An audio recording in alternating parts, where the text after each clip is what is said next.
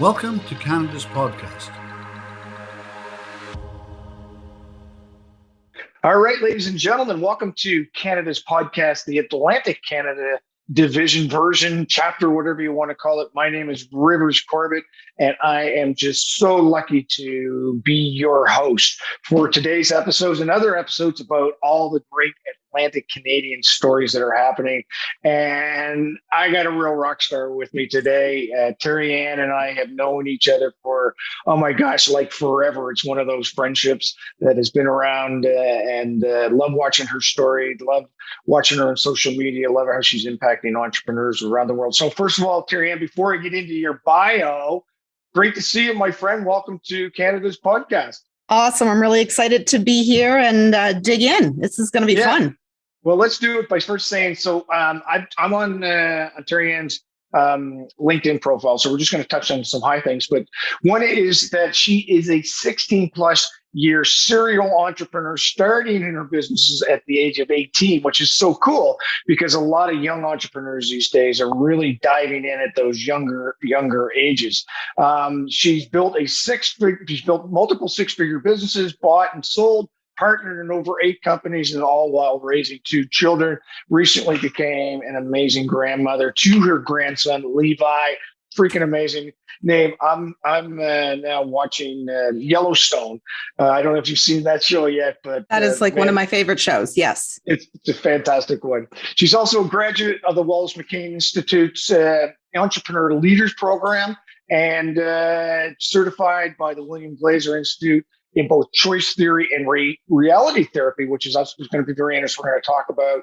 And her superpowers, one thing I love about her is she really, when she talks, it's not like everybody else. Like, not too many people say this is my superpower, but not Terri-Ann. She says her superpower is cutting through fluff, finding tactics and hacks, and developing the full human, maximizing potential, and showing leaders how to leverage their unique superpowers. So again, great to have you here. So I want to lean into this the superpower conversation, because this is, I think, a really important play to focus in on when it comes to helping entrepreneurs not only find their lane in business, but find their role in that business. Can you talk about that superpower focus for how you're helping entrepreneurs?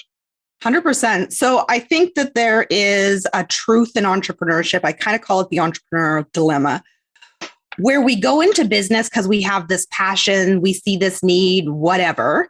However, we get into business, and business is not just the thing that you like to do. It's all of this other stuff. And so what happens is entrepreneurs and leaders get into a role. And so, say for me, I used to run a marketing agency. So I was really good at the marketing. It did not mean that I was good at HR. It did not mean that I was good at finance. It did not mean that I was even good at managing, different areas of my operations. It didn't mean all of those things. And I think for me, after the years in business that I've been in and a lot of the mistakes I've made, I've realized that a lot of entrepreneurs and leaders fall into this dilemma of trying to be everything and know everything and master everything in their business. And they can't. They just can't. Yes. And so the very first question, line of questionings I ask entrepreneurs, leaders when I meet with them is, what are your superpowers? What are you great at? What do you love to do? And then show me your schedule. Like, what are you actually doing? Right? Because for the most part, people have their days, their weeks filled with a bunch of, I don't know if I'm allowed to swear, shit. Yes, sure. Say it. I said it quieter. They have it filled with a bunch of... You've done lots of things, Terri-Ann, you haven't been allowed to do before. So go ahead and just say it, shit. But they fill it with all of this stuff that it's not playing to their strengths. And the unfortunate truth is, and you and I have both been there, the end game comes quicker for them, right? There's just no sustainability to doing what you're not good at. And also just doing not what you don't love, right? What you're not passionate about. Now, mind you have to do some things you're not passionate about. There's stuff that needs to get done. But if you can delegate that, automate that, or just get it out of your schedule, that's one of the basics that I start with anybody. I love it. And so a couple of things go to the conversation. When you talk about the superpower, feeling the way you want it. I remember when I played hockey as a kid, I was a forward, and occasionally the coach would put me on defense, still playing the game of hockey, but I hated playing defense, just despised it. And so some other guys, other roles and so on. So I love that you mentioned that. I want to know, what's the most unique answer that you had for a superpower when you asked one of your clients that? What was one that you said, "Oh, that's so freaking cool"? Oh, unique. I think they're all relatively unique, but one of the ones was, they were like the innovator, like the creator, like they're the ones who come up with all of the big ideas, but do nothing. Like they're not an implementer.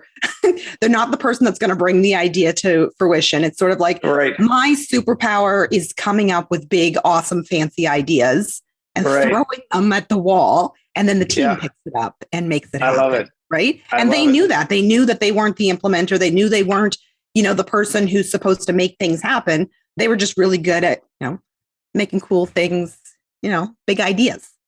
And I remember a long time ago, I took a personality test as part of an organization that I was involved with, and there was 30 of us that were creators of the group, and they broke it down in team dynamics and so on. The other 70% were technical, and it was like, no, that's what we love those 30%ers, because the technical people can't live in that helicopter world, that creative high level world, to be able to see kaleidoscope. We both need each other, but we tend to forget sometimes the importance of those people that come up with those great ideas based on, it isn't just, I'm going to go have a couple of drinks and come up with some ideas. There's obviously some background to making those decisions. So I love that you've reinforced that. Go back to the age of 18. What was your first business and why'd you start it? Oh, good. Okay. So my very first business, my first foot into entrepreneurship actually happened when I was 12. Really. Okay. So I had bunny rabbits, and I learned at a very young age that bunnies produce lots of bunnies. Yes. So I used to sell bunnies. That was my very first business. Wasn't, I didn't make a whole lot of money, but it was my very first stab at it. But when I was about 18, my very first business was in multi-marketing, Mary Kay. So my very first business that I was ever in was Mary Kay. Got into that and realized that if you work really hard, you can move through the ranks. So very quickly realized I wanted to do that on my own. And so my next business was Valley Words of Wisdom Decor. And so that was a sign company that created wall talk, custom wall talk that people could put on their walls in their living rooms or in their kids' rooms, any color, any font. And it's so funny when I think back to creating this company, because it was literally an idea, because I liked these things that I was seeing in some of the bigger cities, but they weren't customizable, and you couldn't choose the color, you couldn't choose the font. And I was like, well, hey, I could do that.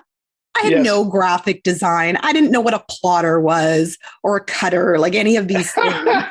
And so I had to learn from scratch how to, create this.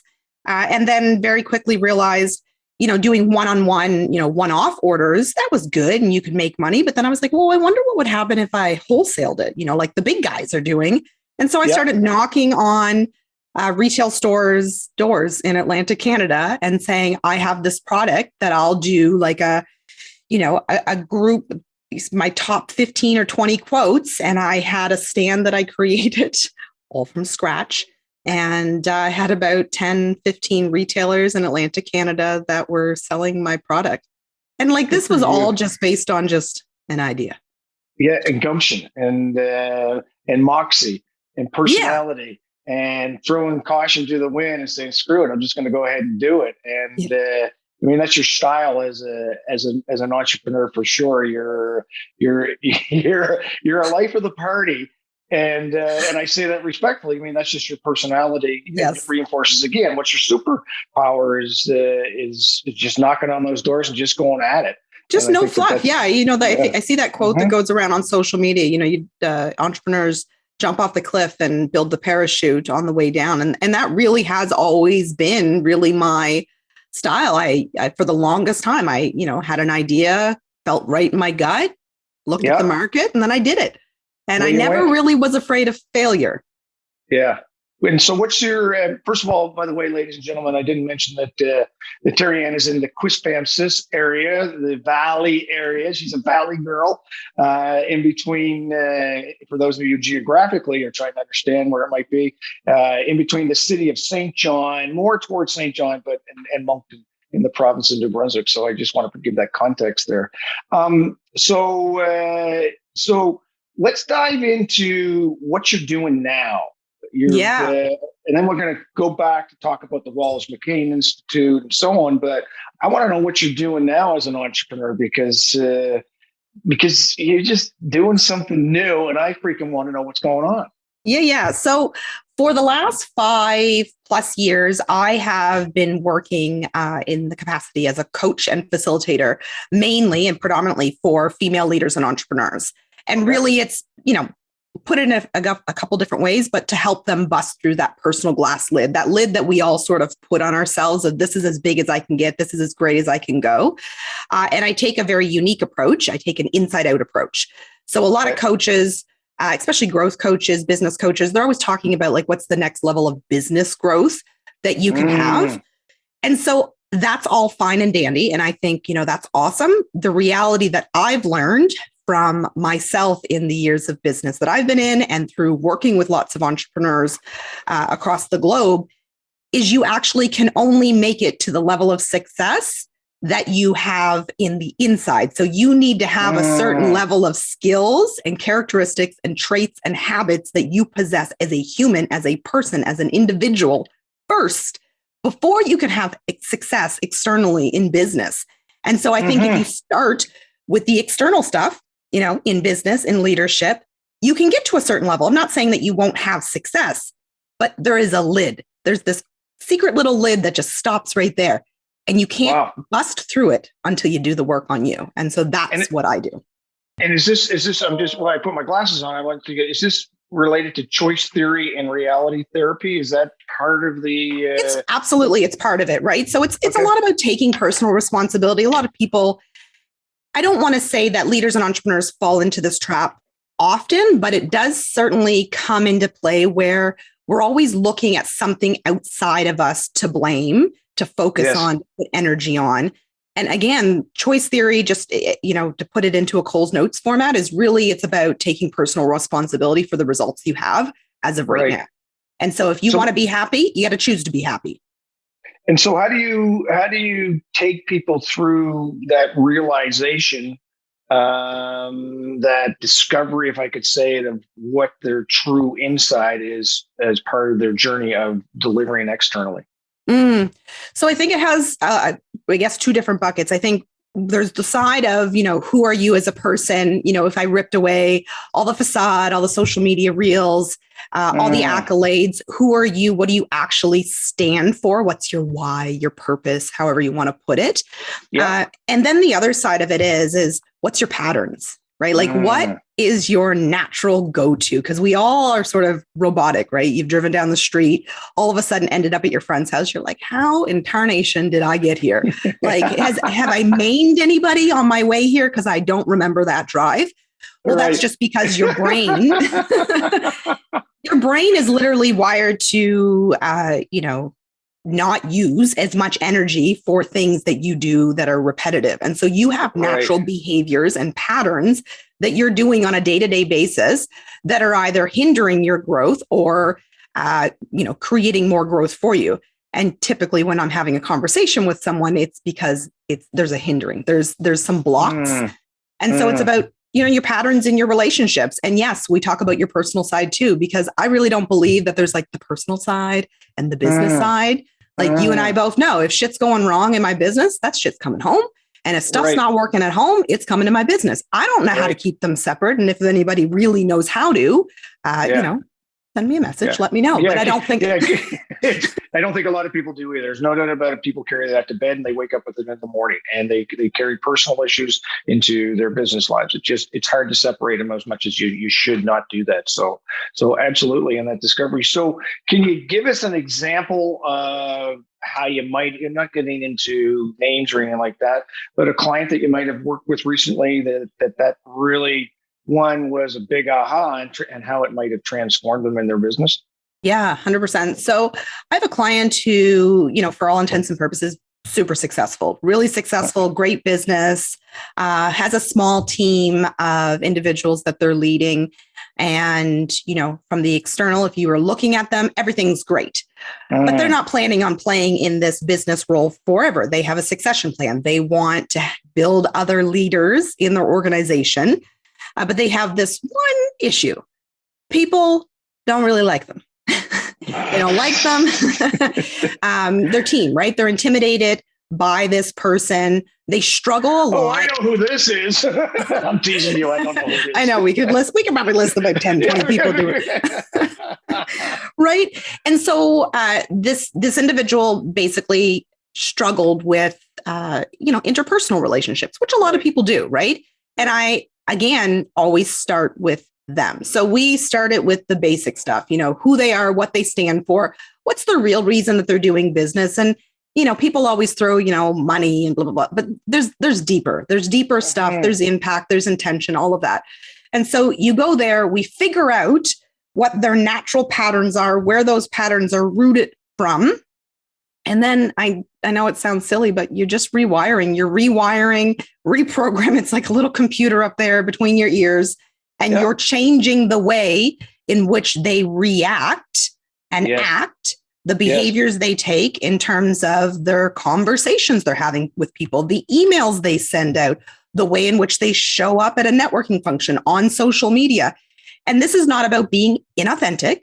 This is about, becoming Rivers 2.0, right? That's basically it. You're becoming the newer, better version of yourself that you are proud of, that feeds both your needs. Because again, for all intents and purposes, they were successful business, money in the bank, everything's great. But were they fulfilled, joyful, and happy with the results they were getting in the organization with the people? The answer is no. So how do you have both? Well, sometimes, unfortunately, and this is what choice theory teaches us, is you got to take personal responsibility. If you're not getting the results you want, probably 100% of the time, you're going to have to look at you.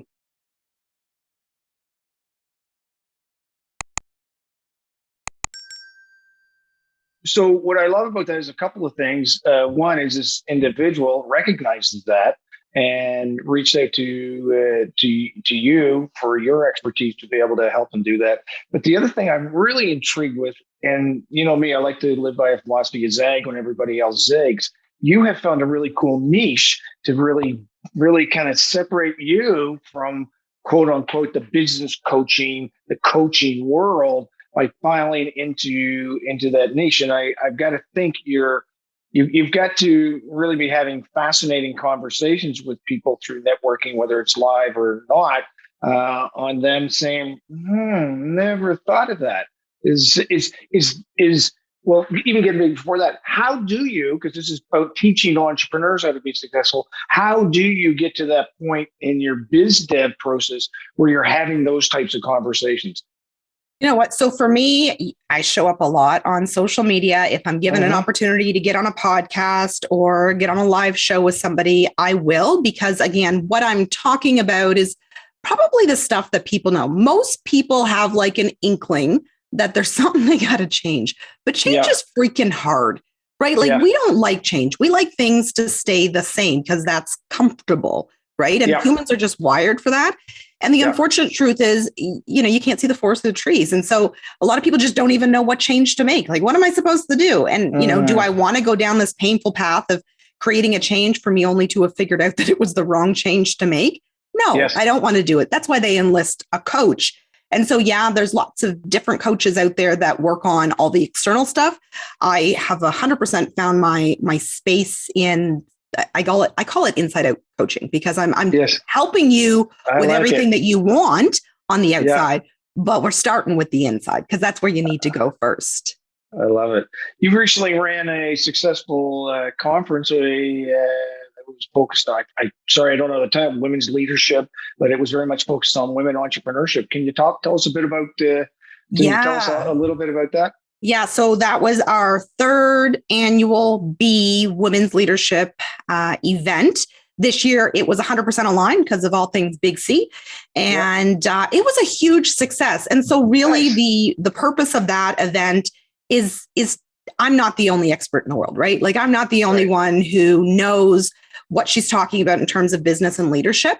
There's a lot of really amazing entrepreneurs and leaders right here in Atlantic, Canada, that if given a platform to share their stories, share their triumphs, their traumas, the trials and tribulations of life and business, that all of a sudden somebody else would have that gold nugget of, didn't look at it from that perspective. And so, I'm a big believer that impact follows intention. And so my intention with that conference is just an up leveling, right? Like I'm always thinking, if you can lay down tonight, put your head on your pillow and be better than you were when you woke up this morning, like you're doing better than a really large percentage of the population. So it's all about helping entrepreneurs and leaders up level so that we can become better because again, impact follows intention. I feel like leaders and entrepreneurs have the ability to make massive impact on our globe.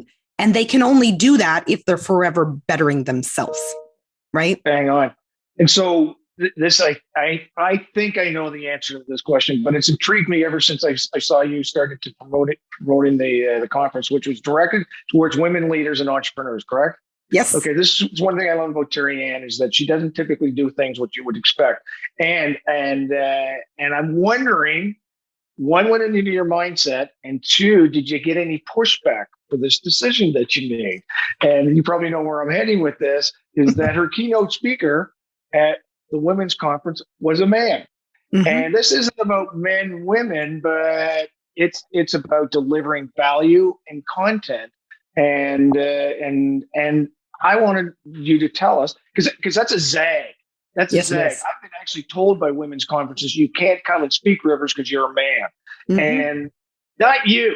You branded as women. You brought in a man right in them, not as a speaker, the speaker. So talk to us about your thinking around that and the value you saw, because it teaches me, again, people need to think beyond what they're expected to think. So I have this mantra in the back of my head that I'm always trying to be the catalyst of having leaders have a balanced perspective. How do you have a balanced perspective? You need to seek multiple perspectives, different world views. So the first 2 years that I ran this event, they were all female speakers. But every year that I had the event, I would have more male attendees coming. Right? Nice. Because my event is a women's conference for anybody who wants to come. Right. Yes. And I know that sounds funny because I dubbed it a women's conference, but that's because women have very specific, yes, we're 2022, but they have very specific challenges, obstacles, issues. It is what it is. It is. Right. But that does not mean that there are not men in the world that need to hear those stories, so they can better support their partners, their sisters, their wives, all the above. So for the third year, again, you talk about zagging when other people are zigging. I have amazing conversations with individuals like yourself and other male leaders and entrepreneurs around Canada. And I would be holding back a gift if I didn't allow these individuals to share their stories and their expertise, which would help these women up level, right? And so if the intention is to make impact on these women leaders and entrepreneurs, then who am I to say who gets to speak on the stage? If you have an expertise and a story that will change their lives and change their momentum so they can make more impact, you should be on that stage. You're awesome. I love it. And I'm not surprised at that answer. And I think that's great leadership you're showing people, let alone, women entrepreneurs. I think that's a real life lesson for a lot of us. So congratulations on that. I just thought it was freaking cool when I saw it. I said, yeah, that's her for sure. So tell me about, what was, you've started, built, sold businesses. Which one was your favorite? Oh, man. And you can't be the one you're doing now because we just went over that. Okay. This one's my favorite. I know. Okay. So they all have a little place in my heart. You know what? I would say my favorite was Naturally for Life, the Eco Store. That one I felt, when I look back, hindsight, I was really early in the eco-friendly and sustainability space, right? Like before Walmart and Superstore and Sobeys even had natural sections, Terri-Ann thought she'd create this little store, right? So people were like, what? Eco-friendly what? Why would I do that? Anyway, but that was my favorite like business because I had to do all this research on like, what is this space, right? And so there were things in Toronto and out in BC and down in the States, but there was nothing around here that was even remotely similar to what I was trying to create. And, you know, I quickly expanded into 2 stores and I had a wellness center with like naturopathic doctors. And so, you know, that also was the business that I, you know, completely fell on my ass with. But it was like a fast track MBA, right? Yes. From the streets of entrepreneurship. Like that business taught me a lot of what I take into all of my coaching sessions now. And it's, you know, it's the backbone of who I am. And I had so much fun and I felt like I was making a difference. And, you know, it was fun. Yeah, well, it's most times the most fun is when you come home dirty. And so that's I love that story. And what goes through my head, of course, is that you taught Bruce Sweeney everything and Claudine Sweeney everything they know, and that's what look what happened to them. So they owe everything to you. Everything. I would like a percentage of their money. Yes, exactly. I don't think I'm going to get it. I'd be curious. Claudine's response will be a little bit different than Bruce's would be, that's for sure. But all good fun. So tell me about you know, that challenge, that kind of that big nugget of learning that you said, whoa, and you have taken that learning and you have applied it against your career going forward. Play to your strengths. I can't say it enough. Stop trying to be the master of everything. Do what you do best. And yes, it's okay to up-level certain skills, right? Because they're necessary. I'm also somebody who's a big believer in bootstrap marketing in the beginning when you don't have a lot of funding. So it's not that I'm saying you can't, but there comes a point in a business where it's almost too big for you. Right. And it's not really about the money. It's more like the size, the movement that's happening in your organization where you might need to delegate, whether that's through subcontractors like Fiverr and Freelancer, Upwork, and all of these organizations that are global that I have used over the years, or finding a consultant locally or anywhere in the globe, because that's where we live right now, like the type of world we live in, where you have somebody who's, you know, a subcontractor, web designer, mobile app designer, whatever, or you hire an employee, right? Like you got to be, you got to put your ego on the shelf. I think ego is healthy in business and leadership, but I think there's a part of it needs to be put on the shelf, and you need to be real with yourself, authentic with yourself, and be like, okay, here's what I'm great at. Here's why I started my company. Here's where I'm not so great. And it would take me multiple hours and I may mess it up. And maybe my basic function in business is the sales side. Well, if you're over here trying to figure out how to do this, you're not doing the sales, which is the engine that keeps the whole thing on, keeps the lights on. So I think people just need to be real with themselves and and put your ego on the shelf. So what do you say? Because when I was the entrepreneur in residence for the province, I always just used to get this. And when I say, well, lead with your strength, lead with your values, and I buy in totally what you're saying with regards to that. But then they say, well, I can't afford those people. What's your answer to that? You can't afford not to. And that's the truth. You can't afford not to. And so you don't have to start big. We're not talking about let's go hire somebody at $40,000 a year. It's like, okay, look at your week. What are the highest paying activities that you can be doing? In other words, where would you get the most reward by doing? So typically as an entrepreneur or leader, it's the business development side of the business. That's typically where we're supposed to play, or you have somebody who's doing that. But most of us, that's what we're doing. So if you're doing that only 20% of the time, and 80% of the time you're doing a bunch of crap over here that's not bringing money into your business, you're right, you can't afford it.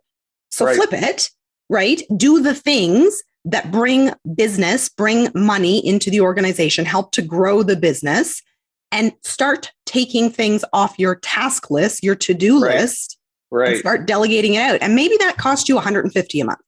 right? Like you can outsource your blogs for, $75 a month, and you can outsource your social media graphics for $140 a month. Like there are so many little things that you could just start to take off your plate. And like the reality is, if I waste 15 minutes a day doing something I should not be doing, that's 12 8-hour work days a year.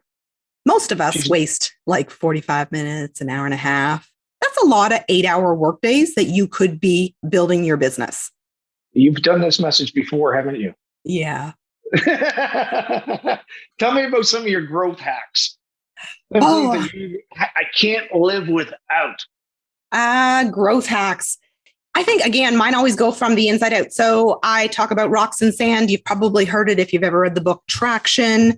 But basically, you need to put the rocks in the jar before you put your sand. In other words, what's important to you? Is it your spouse? Is it your kids? Is it your health, your mental health? Whatever it is, those need to be in the jar before you add the sand being your business and all the stuff that you do over there. If you put it in first, your rocks aren't going to fill it up. They're not going to fit. And you're going to be really freaking unhappy, and you're going to lose really important people in your life. And then, success ain't worth it at the end. So I think that's one. I think number two is you need to take a snapshot of where you're spending your time for the next 14 days.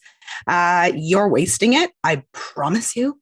And you need to highlight those areas where you should be spending your time, right? The business development, the customer conversations, the customer retention. If you're in HR, whatever, you highlight the ones for a fact. Those are important. Right.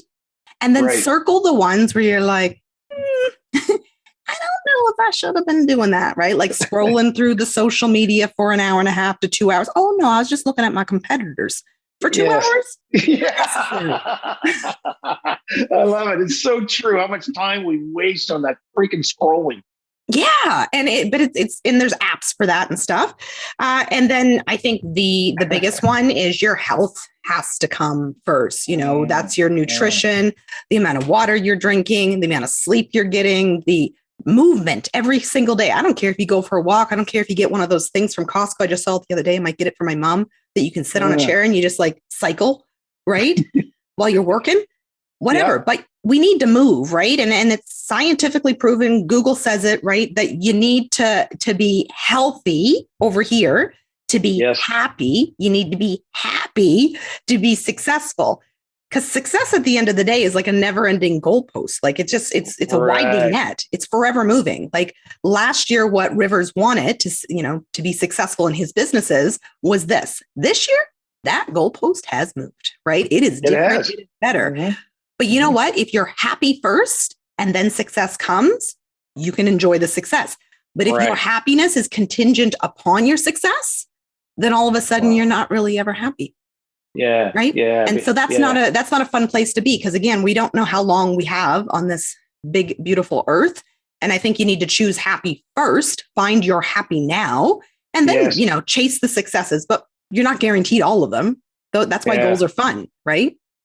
That's so cool. Yeah. I mean, a lot of things come out of this, but I love that reference to happy. I remember I was in a conversation with somebody once, and we were talking, it was a husband and wife team. They were both in their 20s, and she said about her husband, she said, "Oh, he's got lots of time left."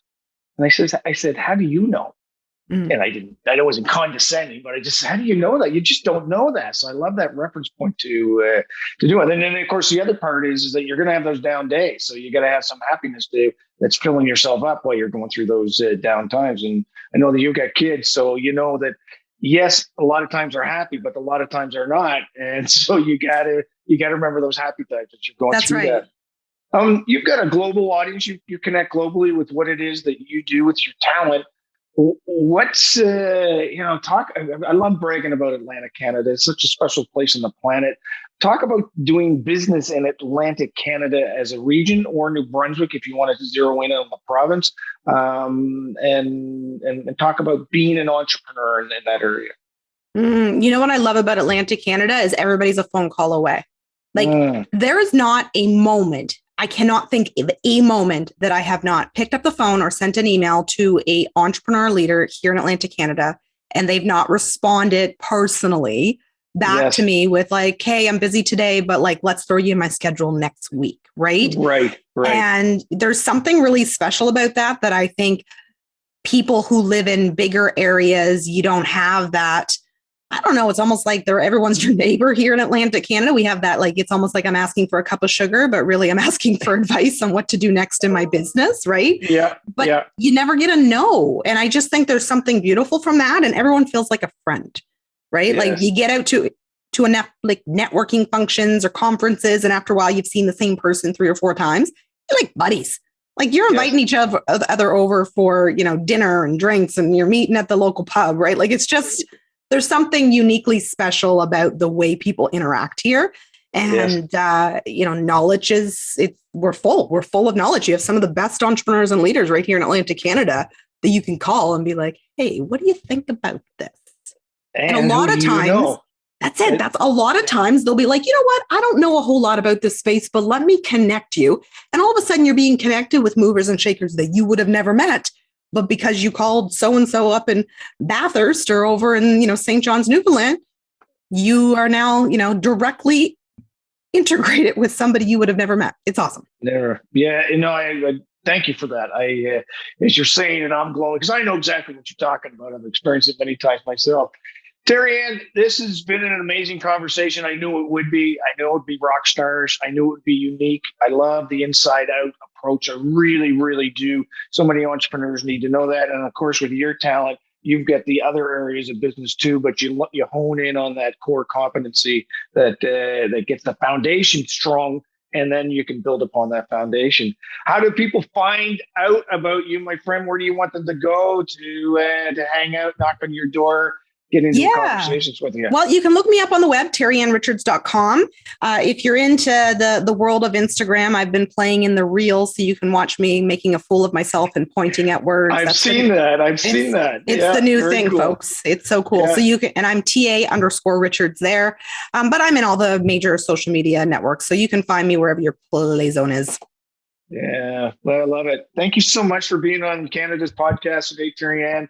And you keep doing your magic. You're an important part of our region, and I know you're helping tons and tons of entrepreneurs be successful. So keep on being, my friend.